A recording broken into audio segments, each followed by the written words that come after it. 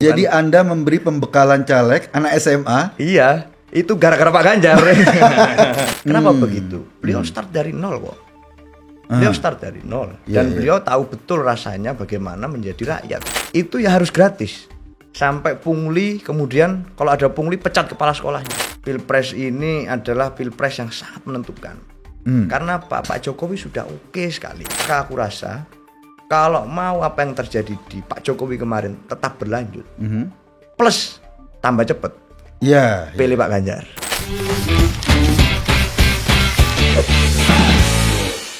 Teman-teman di Main TV, kita mau ngobrol-ngobrol. Kali ini tamu saya ini anak muda, masih kuliah semester 6, asalnya dari Surabaya. Iya. Seno Bagaskoro. Malam Mas Eko. Mas Seno, wah, ini hasil dari teman dari masih mahasiswa. Tapi saya ketemunya dulu sama Seno masih SMA ya. SMA mau lulus. SMA mau lulus. Jadi mikirin UNAS waktu itu Mas. Dulu saya ketemu di Surabaya. Waktu itu saya diundang jadi pembicara di satu acara dan yang mendampingi kalau nggak salah moderator ya waktu itu ya. Iya. Atau apa? Moderatornya? Salah moderator. Seno, anak SMA. Wow. Ini keren banget. Dulu di Surabaya waktu SMA itu kok tiba-tiba Anda bisa masuk dalam katakanlah pembicaraan sampai jadi moderator seminar waktu itu masih SMA. Itu gimana ceritanya? Mungkin Anda karena masuk ke wilayah itu. Mungkin karena terlalu nakal kita dulu Mas. Jadi dibicarakan orang-orangnya. Iya. Waktu itu sebenarnya waktu SMP Mas startingku itu. SMP waktu itu di Surabaya itu ada sebuah isu yang agak menarik buat teman-teman. Isunya itu adalah sekolah gratis yang dulunya itu diterapkan di Surabaya sampai ke tingkat SMA. Itu mau dihapus. Gitu. Isunya sempat kayak gitu. Ada isu karena kewenangan SMA SMK itu waktu itu barusan dipindah ke pemerintah provinsi. Sekarang kan di provinsi itu. Ya, jadi provinsi. Nah, dulu di Pemkot itu APBD-nya cukup untuk gratis semua. Untuk gratis. Pemprov waktu itu belum cukup. Gitu. Jadi pengen dihapuskan. Nah, mau dihapuskan sekolah gratis. Terus apa yang dilakukan? Aku stres juga waktu itu kan mikir. Ini kalau ini teman-teman nih kayak apa? Aku tanya ke teman-teman segala macam. Ternyata semuanya resah juga. Mereka mikir, waduh ini untuk ini bayar sekolah ibu, jadi ibu di rumah ini utang juga ada yang masih nyicil kayak gitu curhatannya itu ada yang uang saku cuman berapa pulang jalan kaki gitu kan ini harus waktu itu kan SMP kelas 3 tuh. Nah waktu mau naik ke SMA terus gimana ini kita nasib kita tahun depan gitu. Terus apa yang Anda lakukan waktu itu? Waktu itu aku ngajak ngobrol teman-teman dari jaringan ketua OSIS, ketua MPK segala macem. Kita akhirnya bersama-sama nulis surat cinta lah. Kita mau curhat gitu ke Presiden Jokowi waktu itu. Kita nulis surat itu tulis tangan, nggak mau kita pakai yang online. Tulis tangan. Itu satu surat satu surat satu anak, satu pelajar tuh. Berapa banyak anaknya nulis? Akhirnya terkumpul dari target kita awalnya 10.000 dalam seminggu. Ternyata terkumpul 33.000 lebih, Mas. 33.000 surat tulis tangan buat presiden. Dikirimin. Kita kirim, tapi yang terima waktu itu Pak Pramono Anung yang di Jakarta. Apa gimana responnya waktu itu akhirnya? Ya kaget juga iki apa ini arek cilik-cilik. Tapi ya jadi rame juga waktu itu. Jadi kita dari situ aku starting terus aku bikin namanya waktu itu Aliansi Pelajar Surabaya dan organisasi itu akhirnya yang memayungi gerakan teman-teman. Gerakan pelajar di Surabaya. Gerakan pelajar. Nah waktu itu berarti Anda jadi ketuanya waktu itu? Ya waktu itu akhirnya aku dikasih beban sama teman-teman. Ya kamu yang punya ide, kamu yang jadi ketua deh gitu. Jadi kita dapat kutukan itulah selama. Jadi waktu beberapa tahun lalu kita jadi satu forum, Anda sudah sebagai ketua aliansi. Iya sudah jadi pelajar tuh. Surabaya. Udah jadi ya kan dianggap guru-guru dan teman-teman mungkin waktu itu wah ini bos gengnya arek-arek sing kebanyakan ide nih pikirannya mungkin begitu. Jadi ya kita jadi gitu. Sekarang kuliah Mas. Alhamdulillah kuliah gitu ya. Semester berapa sekarang? Semester 6 Mas. Semester 6 di Universitas Erlangga. Di Erlangga. Jurusannya? Jurusan saya ilmu politik. Wow, pas dong. Jadi memang sudah jadi politisi sejak SMP. Iya, agak nyambung ya itu ceritanya gitu. Dan sekarang saya lihat pakai kaos bergambar Ganjar itu. Iya, gambar Ganjar. Mr. White. Ini apa? Anda mendukung Mas Ganjar atau gimana? Saya ceritanya? Itu Jadi gini, pertama kali berinteraksi dengan Pak Ganjar itu waktu saya SMA, Mas. SMA. Aku SMA waktu itu. Kesempatannya apa? Acara apa waktu itu? Kelas 2 kalau nggak salah. Waktu itu ada acara pembekalan caleg se-Jawa Timur. Loh, Anda? Saya bukan caleg waktu itu. Oh, bukan masih caleg. SMA kan? Masih SMA. Nah, Pak Ganjar itu minta dalam acara pembekalan caleg PDI Perjuangan waktu itu, minta ada anak muda. Gitu. Ada anak muda yang dihadirkan di forum itu. Gitu. Sebagai? Pokoknya suruh datang aja. Gitu. Oh, suruh datang. Iya. Nah, akhirnya terkumpul beberapa nama, ada 5 nama. Aha. Nah, aku salah satunya tuh. Oke. Waktu itu aku masih 17 tahun mungkin. Nah, Iya. kemudian Pak Ganjar waktu itu setelah paparan segala macam, dia gantian tuh minta anak-anak muda yang ngomong. Nah, kalau kalian apa nih? Kalau bicara tentang proses legislatif, proses pencalekan, harapanmu tentang DPRD atau DPR RI atau DPR apa itu apa gitu ke apa, itu para caleg 18. 2018. Ya. Oke. Nah, waktu itu aku dapat giliran terakhir dari 5 orang itu. Oke. Nah, kemudian waktu cerita sedikit, Pak Ganjar tiba-tiba gini, sebentar, namamu siapa? Seno, Pak. Aku kok tertarik dengan yang kamu sampaikan gitu. Kamu berdiri deh gitu di atas meja. Aku suruh naik meja waktu itu sama Pak Ganjar. Aku copot sepatu, naik meja pelan-pelan. Nah, udah kamu pidato di depan ribuan orang waktu itu. Jadi kan, Anda memberi pembekalan caleg anak SMA? Iya, itu gara-gara Pak Ganjar. Masih unyu-unyu itu. Masih unyu-unyu kita di ini. Di depan Anda itu calon-calon legislatif. Calon legislatif anggota DPR. Jawa Timur. Ribuan orang waktu itu. Pak Ganjar terus minta saya pidato di depan mereka semua. Terus saya turun, terus Pak pidato, wah ini contoh anak yang masih bagaimanapun memikirkan tata krama. Dia saya suruh naik meja, dia copot sepatu dulu katanya gitu. Apa kesan waktu itu pertama kali ketemu sama Pak Ganjar? Saya amazed gitu. Aku merasa inspired gitu. Bahwa ternyata masih banyak politisi-politisi kita, orang-orang yang mengabdikan diri di jalur politik, itu yang ternyata baik, satu. Dan kedua juga beliau terbuka terhadap aspirasi dan pemikiran anak-anak muda. Nah, itu nggak banyak saya mikir. Karena agenda menghadirkan saya dan anak-anak muda lain itu kan di luar jadwal, di luar agenda. Permintaan itu dari Pak Ganjar. Permintaan request dari Pak Ganjar. Waktu itu beliau masih gubernur Jateng yang akan pemilu lagi kalau nggak salah kan. Akhirnya aku mikir, wah ini saya jadi jatuh cinta dengan figur beliau waktu itu. Dan dari situ kemudian kita interaksi di Twitter. Terus Pak Ganjar kemudian ngirim nomornya suatu saat ke saya. Ke jenengan. Itu jauh sebelum Copras-Capres ini? Itu jauh sebelum Copras-Capres ini. Gitu. Jadi sudah membangun komunikasi sama anak SMA. Sama SMA. Ngirim nomor. Bahkan tanya mau kuliah aku di mana. Aku cerita waktu itu aku masih ingin ke Jerman waktu itu.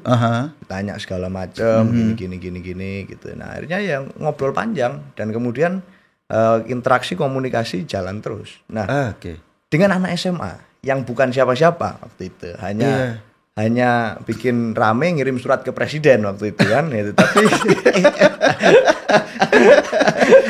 Tapi beliau willing gitu untuk itu, mau gitu.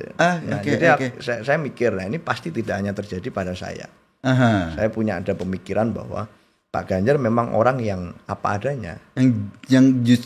Itu jauh sebelum Copras-Capres ya? Itu jauh sebelum Copras-Capres dan nilai itu genuine. Bayangkan tahun 2018. Iya. Itu waktu itu kita masih bahas tentang Presiden Capres Jokowi waktu itu. Capres Jokowi. Belum ada nama Pak Ganjar dalam survei atau bursa manapun nggak ada. Jadi memang nilai itu ada di Pak Ganjar. Dan pada saat beliau ngomong, beliau apa? Beliau waktu itu waktu itu dia cerita, saya ingat. Saya membuka sebuah kanal gitu di Twitter saya, di Instagram saya, siapapun bisa lapor tentang apa keluhan-keluhan masyarakat di Jawa Tengah ke saya. Dan saya minta semua dinas itu untuk membuka kanal media sosialnya dan harus ditanggapi gitu. Waktu itu saya uji betul kan di Twitter segala macam. Dan memang yang menjadi admin bukan admin orang lain pada waktu itu. Ya memang Pak Ganjar sendiri yang main Twitternya dan main gitu Twitter itu. Jadi dia tahu betul. Maka saya merasa wah ini contoh good governance yang oke benar gitu. Dan beliau mengikuti tantangan zaman pada waktu itu gitu. Oke. Nah, sekarang Anda merasa tepat mendukung seorang Ganjar yang Anda kenal jauh sebelum Copras-Capres itu ya? Ya terlepas dari saya kenal beliau atau tidak, saya kira nggak ada pilihan lain selain Pak Ganjar. Bagi anak muda apa sih kelebihannya Ganjar? Iya macam-macam. Kalau saya cerita mungkin bisa, kita ini podcast terlama ini kalau saya cerita semuanya. Gitu. Tapi mungkin singkat aja ya saya cerita.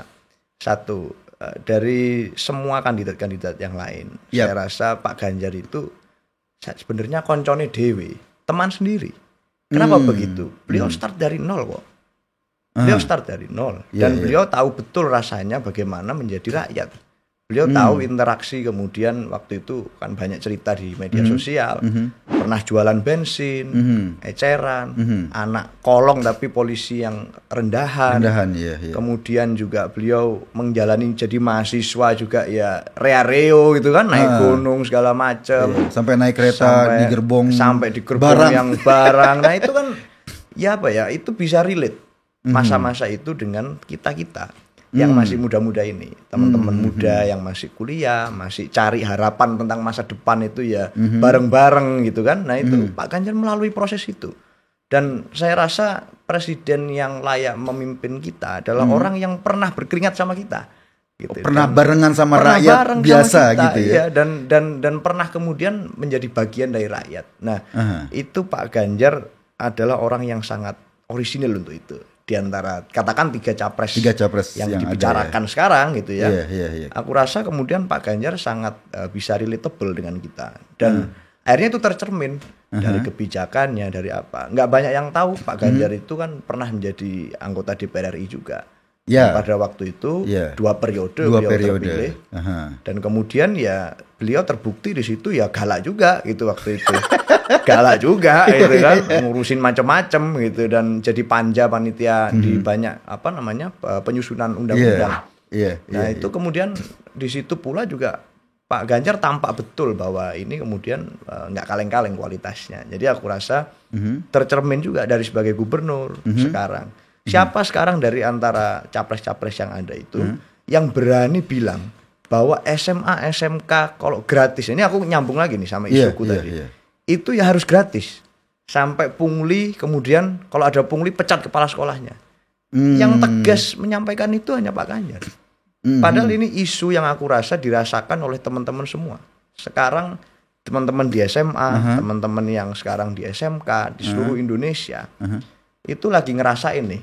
Ngerasain gimana mereka berjibaku masuk sekolah. Satu PPDB kan, masalah mau masuk sekolah, udah masuknya susah gitu kan. Di dalam kemudian nanti ada permainan, ada apa namanya, infak lagi gitu kan. Ada donasi lagi. Ini kan kasihan dan itu relate. Nah Pak Ganjar tok yang aku rasa hari ini berani berstatement dan menunjukkan best practice di Jawa Tengah.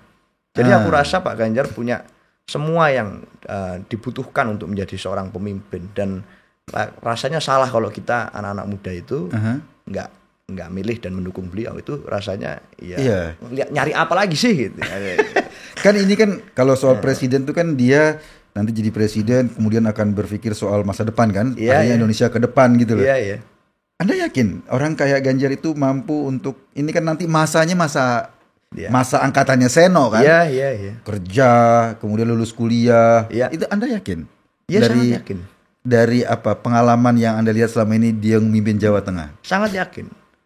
Kenapa? Karena saat ini saya ngomong Indonesia itu kan banyak tahapannya, Mas. Artinya waktu Bung Karno dulu jadi presiden itu tahapan masih mencari kemerdekaan. Pak Harto kemudian mulai pembangunan. Itu terus ada masa demokrasi di mana kita ini. Sekarang pasca Jokowi, Presiden Jokowi jadi presiden 2 periode. Indonesia ini kan lagi stepping up, maksudnya menjadi negara maju itu tambah kelihatan jelas. Gitu.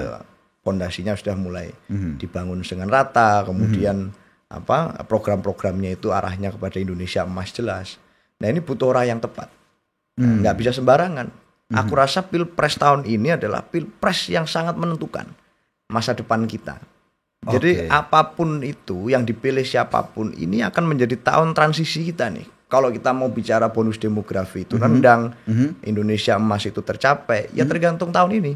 Nah, kalau kita nyari orang yang sembarangan, nggak punya rekam jejak jelas di pemerintahan, teknokratismenya gitu ya, itu nggak jelas. Kemudian punya masa lalu yang nggak jelas. Kita sedang meresikokan masa depan kita yang sudah dibangun oleh Pak Jokowi itu. Nah, Pak Ganjar ini pernah ngerasain semua. Jadi legislatif pernah, tahu rasanya bikin undang-undang, mengkritisi kebijakan, disambati rakyatnya. Pernah juga jadi eksekutif 2 periode. Di Jawa Tengah sekarang, kita bicara tentang apa misalnya, sisi yang Pak Ganjar lemah, apa?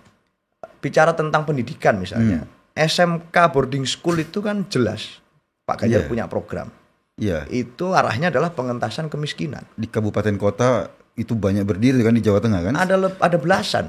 Dan masing-masing sekolah itu menyerap berapa ratus. Dan itu lulusannya memang dicetak untuk kemudian menjadi tenaga kerja yang handal. Nah, dari keluarga yang harus memang terdata sebagai keluarga yang tidak mampu. Masuk ke situ syaratnya cuma satu, miskin. Masuk ke situ syaratnya miskin. Sudah bawa badan aja gitu. Nggak usah bawa seragam, nggak usah bawa apa-apa. Lulus hampir pasti dapat lapangan pekerjaan. Iya, saya pernah lihat beberapa di medsos itu ada yang kerja di Jepang, ada yang kerja di Korea, di mana-mana. Itu yang di luar negeri, yang di dalam negeri juga banyak sekali gitu kan, yang terserap ke dunia kerja. Itu bicara tentang pengentasan kemiskinan secara program total. Kalau katakan Jawa Tengah, ada orang bilang provinsinya masih miskin segala macam. Kita nggak bisa dong hanya menyalahkan Pak Ganjar untuk beban pemerintah provinsi yang ini sudah dibangun bertahun-tahun. Ada gubernur-gubernur sebelum Pak Ganjar. Yang kemudian ini ada tinggalan masa lalu juga kan. Nah, Pak Ganjar ini mengakselerasi dengan sangat cepat di masa kepemimpinan beliau bicara tentang kemiskinan. Kalau dibandingkan dengan daerah lain saja, saya kira Jawa Tengah salah satu yang sangat baik dalam katakan menurunkan angka kemiskinan. Ini agak luar biasa pengetahuan Anda tinggal di Surabaya, tapi pengetahuan soal Jawa Tengah agak mateng gitu. Karena twitteran sama Pak Ganjar juga kan, jadi terpaksa kita agak ngikutin juga. Agak ngikutin juga. Ini, kalau ngobrol katakanlah kan sudah dapat nomor tuh, yang diobrolin apa sama Mas Ganjar tuh? Iya macam-macam lah, tapi kadang-kadang beliau ini kalau ke Surabaya itu kan ini jauh sebelum capres lagi-lagi. Itu kadang kontak saya. Kalau ke Surabaya suka ngontak. Kadang-kadang kontak. Kenapa? Cari teman lari pagi. Oh ikutan? Iya, karena yang lain kan nggak kuat lari pagi. Nah, kita nyarilah yang darah-darah muda kan. Gitu. Akhirnya diajakin lari pagi. Waktu itu jauh sebelum itu, sehingga saya tahu betul itu memang habitnya Mas Ganjar. Bangun pagi, lari pagi dulu, dan nggak mau kalau di bawah 10 km. Oh iya. Jadi harus 10 km. Nggak peduli malam hari acara selesai jam berapa. Pagi pokoknya harus lari dulu. Nah, kadang di Surabaya kan nggak ada temen yang tahu Surabaya di mana segala macam. Nah, saya agak berpindah peran jadi guide juga itu. Jadi, saya ini kiri atau kanan gitu. Kiri Mas gitu. Jadi kita ya lari bareng, dan itu waktu itu meskipun sebelum dideklar sebagai capres, interaksi dengan masyarakat luar biasa sekali. Aku nggak pernah diminta untuk Seno setting ya, ini apa? Ketemu masyarakat gitu. Nggak pernah. Kita jalan bareng, itu yang namanya orang lewat, orang apa, lari-lari, orang naik sepeda motor itu sepeda motornya ditinggal, dia lari sampai kita kadang ini hilang loh sepeda motor ini hilang. Jadi, apa yang menyebabkan masyarakat kayak begitu? Nggak tahu, tapi kecintaan masyarakat itu luar biasa. Dan saya kira itu satu syarat jadi pemimpin yang harus dimiliki. Kalau misalnya ada calon pemimpin datang, kemudian masyarakat nggak ada efek, gitu, kayaknya belum terlalu qualified nih. Gitu. Tapi Pak Ganjar ada wow efeknya gitu, yang kemudian wow efeknya gitu, nggak tahu ya. Wow efeknya gitu, yang itu masyarakat wah ini. Karismanya orang ini pemimpin. Padahal waktu itu belum copras-capres kan? Belum, waktu itu sangat belum copras-capres. Dan dia bukan gubernur Jawa Timur kan? Dia bukan gubernur Jawa Timur. Jawa Tengah. Gubernur Jawa Tengah. Kadang kan Surabaya agendanya datengin temen nikah gitu. Iya. Orang itu sangat antusias dan tahu beliau. Artinya memang dari dulu apa yang dilakukan beliau di Jawa Tengah itu sudah berbunyi di mana-mana. Sehingga orang kemudian sudah mencium bau harumnya itu. Nah, waktu lihat itu ada supir bis segala macam, teloletnya dibunyiin gitu kan. Kemudian buka jendela, Pak Ganjar gitu. Jadi itu genuine sekali. Maka aku rasa waktu beliau dicapreskan ya nggak heran juga kita. Nggak heran juga. Kita pernah sempet deg-degan nggak kan waktu itu kan agak lama tuh. Iya agak lama prosesnya. Apa yang Anda lakukan? Katakanlah rasakan kok lama sekali waktu itu tuh. Kalau yang aku rasakan sih aku masih percaya bahwa jadi gini, aku yakin aja. Aku agak ada sedikit keyakinan bahwa Bu Mega pasti pilih Pak Ganjar. Karena dan Pak Ganjar juga menyadari itu kayaknya bahwa kemudian kalau kemudian beliau hanya bekerja, fokus bekerja, ngurusin rakyat, jabatan tuh nggak perlu diminta. ini agak menarik. Itu aku respect banget.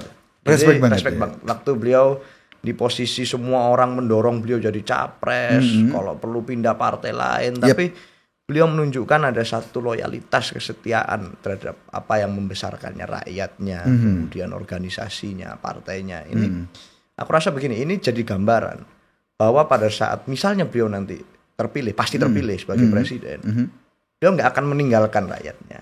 Beliau nggak perlu diragukan lagi bicara kesetiaannya terhadap NKRI, nggak perlu diragukan. Nah teman-teman katakanlah seusia Seno ini kan banyak orang yang kebetulan Seno kan kuliahnya di FISIP, jurusannya politik lagi. Agak apatis ngelihat politik. Gimana sih sebetulnya wilayah mereka atau keinginan mereka melihat Indonesia ke depan? Kenapa mereka bersikap seperti itu? Padahal tadi Anda bilang ini tahun yang krusial nih, penting nih. Aku seringkali agak berbeda pendapat tentang anak-anak muda apatis terhadap politik. Oh enggak sebetulnya. Sebetulnya mereka, apalagi Gen Z ya, ini mengikuti kok. Aware. Ya dan banyak pula yang kritis terhadap politik. Kalau kita lihat perdebatan di Twitter segala macam, itu banyak yang menyampaikan pendapat juga anak-anak muda. Dan kemudian anak-anak muda inilah yang punya data, punya akses terhadap informasi yang terhadap perkembangan yang mereka alami. Dan kalau kita lihat gelombang ini nggak hanya terjadi di Indonesia sebenarnya, Mas. Kalau kita lihat di Hong Kong ada Joshua Wong, ada Malala Yousafzai, ada Greta Thunberg. Kemarin di Thailand ada Move Forward Party. Anak-anak muda ini sebenarnya lagi bangkit kesadaran politiknya. Cuman gitu ya. Kadang-kadang aku suka mengidentikan anak muda dan politik itu ibarat cinta bertepuk sebelah tangan. Kenapa?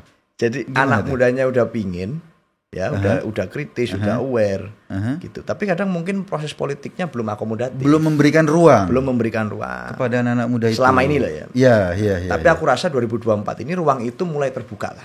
Para siapapun itu sekarang dalam diskusi tentang Pilpres, tentang 2024, pasti talking about young people. Pasti ngobrol tentang anak karena muda. Data menunjukkan anak-anak pemilih 40 tahun ke bawah itu dominan 60%. Berarti harus ngomong tentang mereka. Otomatis kemudian mereka anak-anak muda ini sebenarnya sedang sangat dibicarakan dan panggung itu kemudian mulai disiapkan. Nah, makanya aku rasa tahun 2024 ini akan jadi salah satu pemilu di mana keterlibatan partisipasi anak muda ini akan cukup tinggi. Aku yakin. Anda melihat bahwa gini nggak, anak muda itu apakah dianggap cuma sebagai objek dalam artian wah ini sekumpulan suara yang harus didekati lalu kemudian mendukung atau mendukung satu calon kemudian itu sebagai objek suara saja, voter saja, atau mereka sudah dilibatkan dalam politik? Ya mungkin kadang-kadang begitu, tapi kalau di Pak Ganjar dan barisannya saya yakin itu dilibatkan semua. Dilibatkan. Ya terbukti Anda masih terbukti SMA. Saya nggak susah. Kalau yang lain mungkin seperti itu, tapi kalau Pak Ganjar aku rasa perlibatan itu terjadi dan itu masif. Waktu Pak Ganjar akhirnya dicalonkan, ngomong, saya mau bantuin dong atau gimana? Enggak ngomong. Enggak pernah minta? Enggak pernah minta. Satu kata pun beliau enggak pernah minta. Enggak pernah minta, bantuin dong kan anak-anak muda banyak teman-temanmu gitu? Enggak pernah minta sama sekali. Tiap ke Surabaya pun juga enggak pernah minta. Di setting pertemuan politik, di setting pertemuan dengan anak muda, enggak pernah minta. Beliau hanya apa adanya aja, original. Jadi hubungan antara Seno dengan seorang Ganjar Pranowo itu hubungan antara dua orang manusia saja. Dua orang manusia. Bukan antara gubernur dan pemilihnya atau pendukungnya, bukan ya? Bukan. Bener-bener ya hubungan interaksi.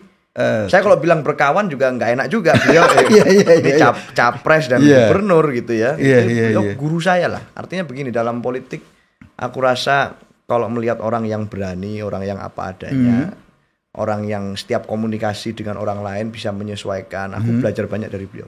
Dan kalau anak-anak muda seumuranku misalnya tanya ke aku siapa, kalau kita mau cari patron komunikasi politik atau cara berpolitik yang baik, aku selalu merefer ke Mas Ganjar. Karena beliau selalu apa adanya, diketemui dengan siapa saja gayanya bisa nyambung.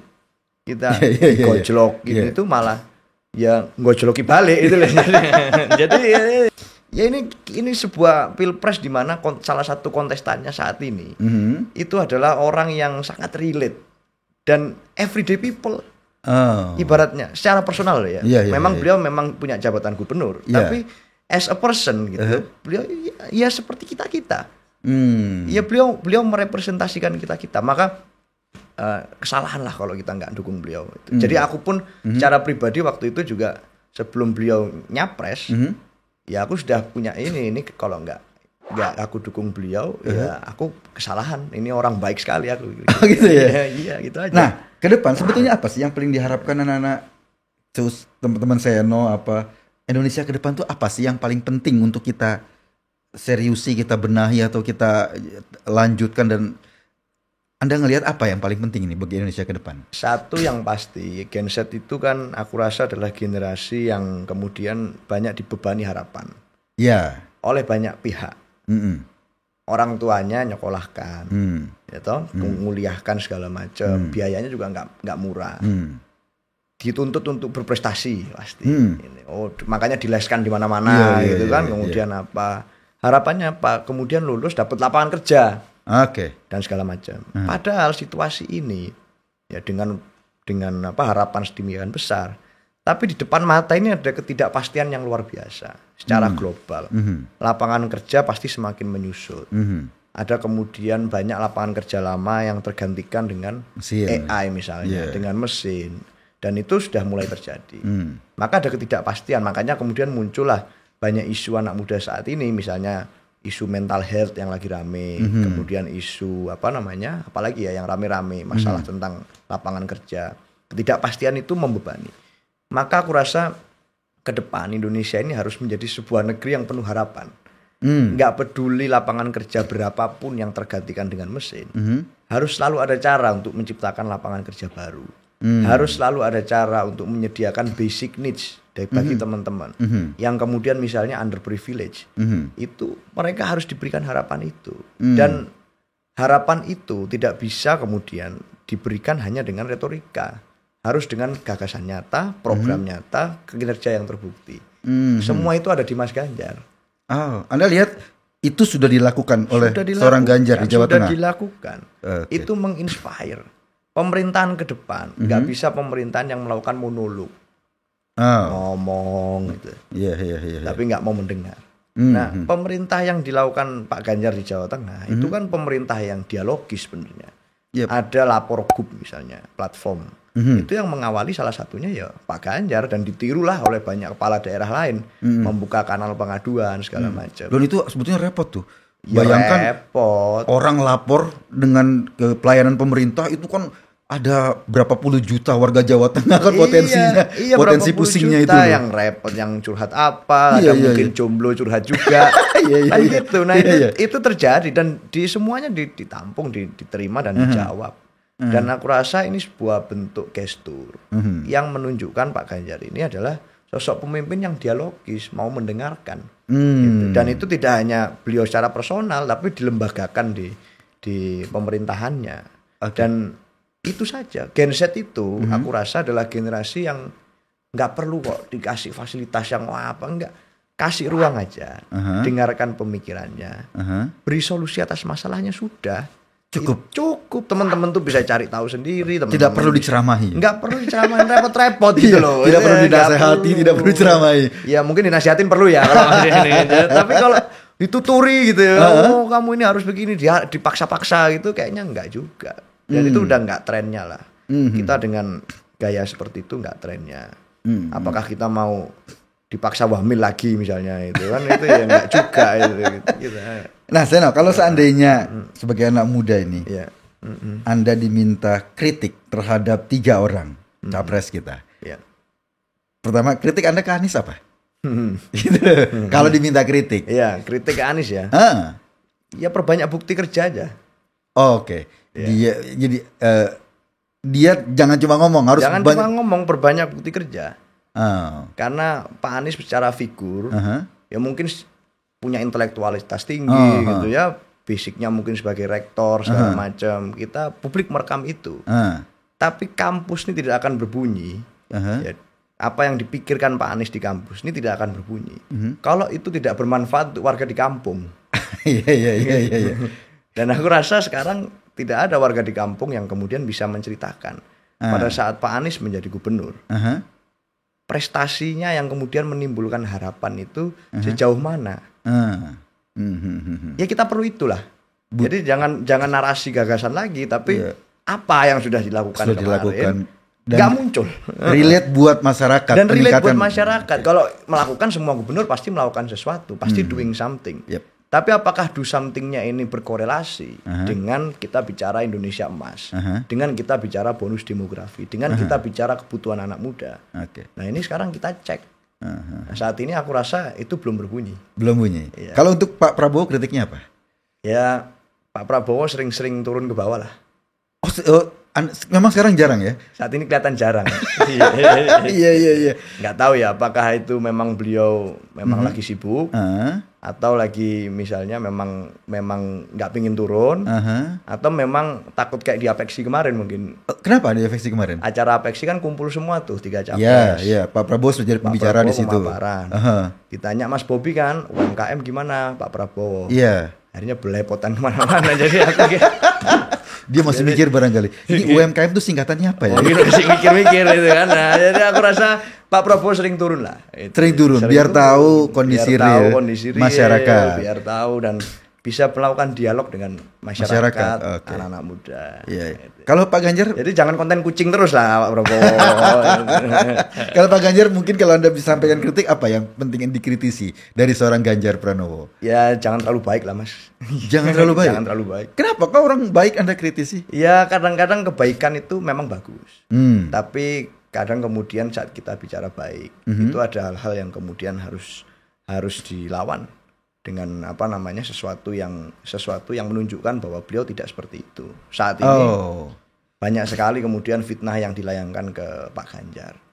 Dan dia nggak terlalu serius melawan itu. Dia kayaknya nggak ngurus aja gitu. Nggak ngurus. Gitu.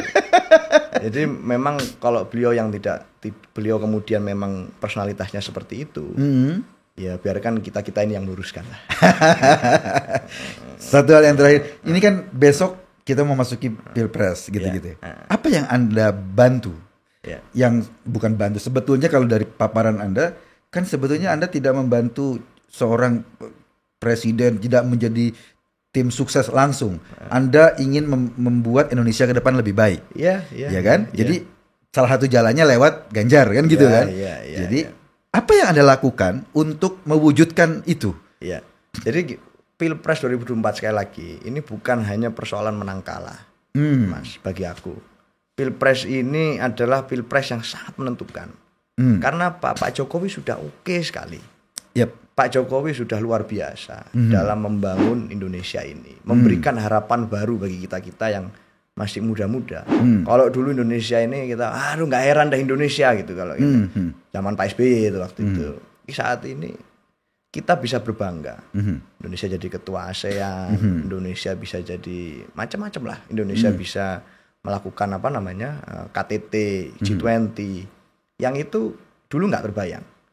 Jadi aku rasa Pilpres ini menentukan apakah yang kemudian gerbang yang sudah dibuka sama Presiden Jokowi ini apakah akan tetap bagus, apakah tetap baik atau tidak, tergantung siapa yang kita pilih untuk menjadi penggantinya Pak Jokowi. Maka aku rasa kemudian kalau aku harus membantu apa saat ini, salah satunya ya aku hadir hari ini. Gitu. Aku harus ngomong ke teman-teman yang seusia atau apa lain, bahwa kita perlu Pilpres 2024 ini bukan tentang kekuasaan untuk Mas Ganjar.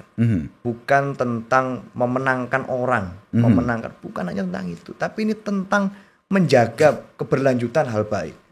Transisinya, bridgingnya lah di 2024.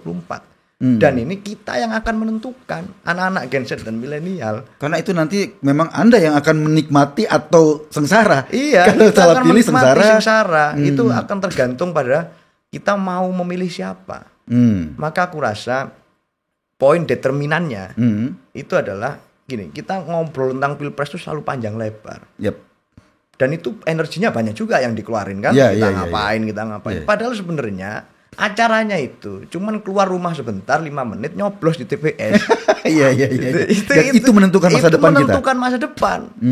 Nah, kita acara yang sekian panjang ini kita aja banyak teman-teman yang kemudian melakukan macam-macam.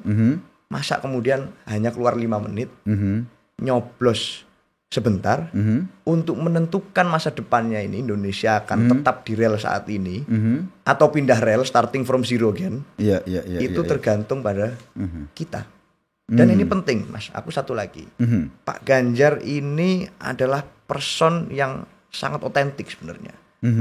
Dia punya gayanya sendiri, dia punya cara pola kepemimpinan yang oke, visioner orangnya. Mau berkolaborasi, dia bukan Superman, super team. Tapi bagaimanapun juga Ganjar itu ya bukan Pak Jokowi. Kita harus melihat Ganjar as Ganjar. Iya, sebagai person sendiri. Sebagai person sendiri. Yang kemudian Ganjar ini bukan sekedar Pak Jokowi. Pak Ganjar ini akan memberikan value yang mempercepat kerja-kerja Pak Jokowi. Oke. Keywordnya itu di percepatan. Iya. Kita sekarang bicara tentang percepatan lebih cepat lagi dari apa yang dilakukan Pak Jokowi kemarin. Dan itu ada pada diri Pak Ganjar. Maka aku rasa kalau mau apa yang terjadi di Pak Jokowi kemarin tetap berlanjut, plus tambah cepat, pilih Pak Ganjar. Gitu. Saya pernah ngobrol sedikit sama Pak Ganjar dan saya tanya apa kira-kira persepsi resepnya ke depan dia harus gimana. Memang kata kuncinya itu speed. Kata kuncinya itu. Speed. Harus bisa speed. Yep. Maka dari capres yang ada sekarang, yang dari fisiknya aja, bisa speed. Iya. Cuman satu. Ini terima kasih Seno. Saya ngobrol sama Seno ini, saya yakin gaya komunikasinya, kemudian gaya retorikanya itu ada. Saya yakin ada pengaruhnya Ganjar juga itu. Mungkin kebanyakan lihat di TikTok juga gitu. Kebanyakan lihat di TikTok. Gaya komunikasinya itu ada pengaruhnya juga itu. Terima kasih Seno. Itu membuat obrolan kita itu membuat saya, orang-orang seusia saya yakin Indonesia ke depan ini jadi lebih baik. Nggak terlalu deg-degan gitu. Terima kasih. Jangan galau Mas Eko. Selama kita punya presiden seperti Pak Ganjar di 2024. Indonesia akan baik-baik saja. Thank you. Seno, kita ketemu lagi untuk acara-acara berikutnya. Sekarang kita sudahi obrolan kita. Ini kapan ke Jakarta lagi? Kita kalau ke Jakarta lagi kasih tahu saya kita ngobrol lagi. Siap, aku siap perintah. Thank you Mas Eko. Terima kasih. Kita ketemu di acara yang akan datang. Thank you.